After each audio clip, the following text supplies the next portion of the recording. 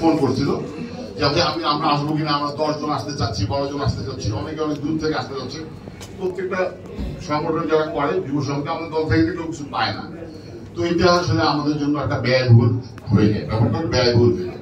তো আমরা তো কোনোভাবে লজিস্টিক সাপোর্ট তাদেরকে দিতে পারতেছি না।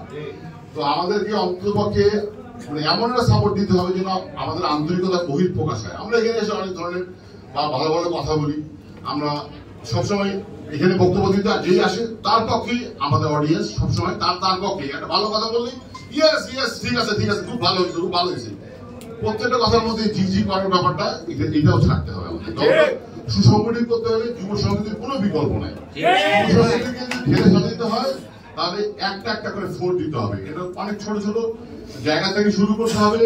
আপনার প্রত্যেকটা জেলা, প্রত্যেকটা মানে আপনার মহানগরগুলোকে, পৌরসভাগুলোকে ঢেলে সাজাতে হবে। সে ঢেলে সাজানোর পরে তারপরে সেইটাকে গোছাইতে হবে। তারপর গোছানোর পরে আমরা ফাইট করতে হবে। আরেকটা জিনিস করতে হবে আমাদেরকে, আমাদের সারা বাংলাদেশ নিয়ে মাতামাতি করার কোনো যুক্তিকতা নেই। যে সিটগুলো আমাদের ছিল এক সময় এবং সেই সিটগুলো আমরা আবার ভবিষ্যতে পেতে পারি, যেখানে আমাদের ভালো ক্যান্ডিডেট আছে, সেই সিটগুলোকে আমাদের নারিশিং করতে হবে। সেই সিটগুলোকে আমাদের পরিচর্যা করার পরে সেই সিটগুলোর মধ্যে ভালো ভালো ক্যান্ডিডেট দিয়ে সেই দিকে আমাদের শুধু মনোনিবেশ করতে হবে।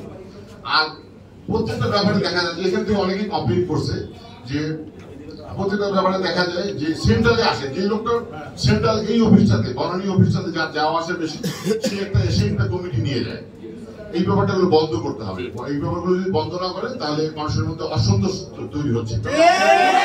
আমার দলটা ছোট একটা দল, আমাদের দলটা যদি আমরা যদি এটাকে ব্যক্তি ঘটাইতে চাই, আমরা যদি বড় করতে চাই, তাহলে এই জিনিসটাকে এমন ভাবে করতে হবে যেন আমরা মাঠে ময়দানে আমাদের চেয়ারম্যান সাহেব অত্যন্ত সুন্দর বক্তব্য রাখেন, অত্যন্ত সুন্দর।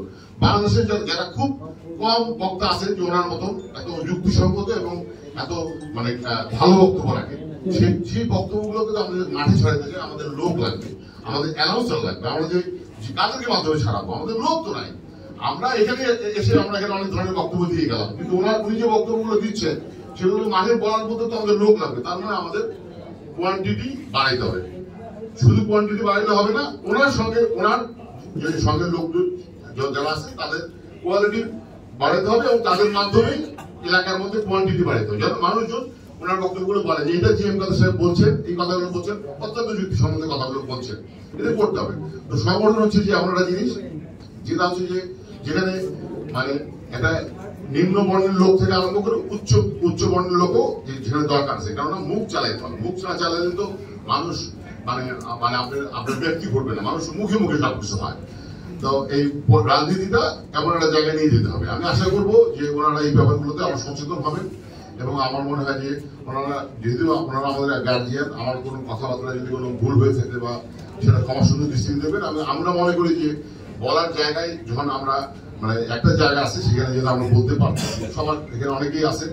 তো আমার বক্তব্যের মধ্যে যদি কোনো ভুল ত্রুটি হয়ে থাকে সেই জন্য আমি সবার কাছে ক্ষমা চেয়ে দিচ্ছি। এবং যারা অনেক কষ্ট করে অনেক অর্থ ব্যয় করে এইখানে এই পর্যন্ত এসে পৌঁছেছেন এবং এই সংগঠনটা এতদিন ধরে রাখছেন, তাদের প্রতি আমি কৃতজ্ঞতা জানাচ্ছি। এবং সর্বোপরি যে আমার কাছে যেটা মনে হচ্ছিল যে মানে আমরা যে ব্র্যান্ড নিয়মটাতে চলতেছিলাম আর কি, মানে এক ভদ্রলোক গাড়ি কিনতে গেছে, তো গাড়ি কিনতে যাওয়ার পর টেস্ট ড্রাইভ দিতে গেছে। গাড়িটা কেনার পর চালায় থাকে, চালানোর পরে গাড়িটা থেমে গেছে। থেমে যাওয়ার পরে দেখে যে গাড়িটা বনেট খুলছে, কি হলো নতুন গাড়ি, দেখা যায় ভিতরে কোনো ইঞ্জিন নাই। মানে তখন গাড়িটা চললো কিভাবে? তখন চলছে শুধু ব্র্যান্ড নেমে। তো আমাদের ব্র্যান্ড নেম হচ্ছে পল্লীবন্ধু হোসেন মোহাম্মদ এরশাদ। সেই ব্র্যান্ড নেমটাকে আমাদেরকে আগায় নিতে হবে। আমরা যদি রাজনীতি করি, আমাদের চালাকি করে হলেও, আমাদেরকে বুদ্ধি করে হলেও ওনার নামটাকে ব্যবহার করে আমাদের সুন্দর এবং স্বচ্ছ এবং আমাদের একজন অনেক ওয়েল এডুকেটেড একটা লোক আমাদের দলের চেয়ারম্যান, তার যে বক্তব্যগুলো সেগুলো যেন মাঠে ছড়াতে পারি, সেই প্রত্যাশা রেখে সকলের সহযোগিতা এবং সকলের ঐক্যবদ্ধ প্রচেষ্টার জন্য আমরা দলটাকে শক্তিশালী অবস্থায় নিতে পারি, এই প্রত্যাশা করে আপনাদের সকলের দোয়া আছে। পল্লীবন্ধু হোসেন মোহাম্মদের সাথে আত্মার মাগফিরাত করে আমাদের প্রিয় নেতা জিএম কাদের সাহেবের সুস্থতা এবং দীর্ঘায়ু কামনা করে আমি আমার বক্তব্য শেষ করছি। আসসালামু আলাইকুম। জাতীয় পার্টি জিন্দাবাদ, জিএম কাদের জিন্দাবাদ, পল্লীবন্ধু হোসেন মোহাম্মদ এরশাদ দীর্ঘজীবী।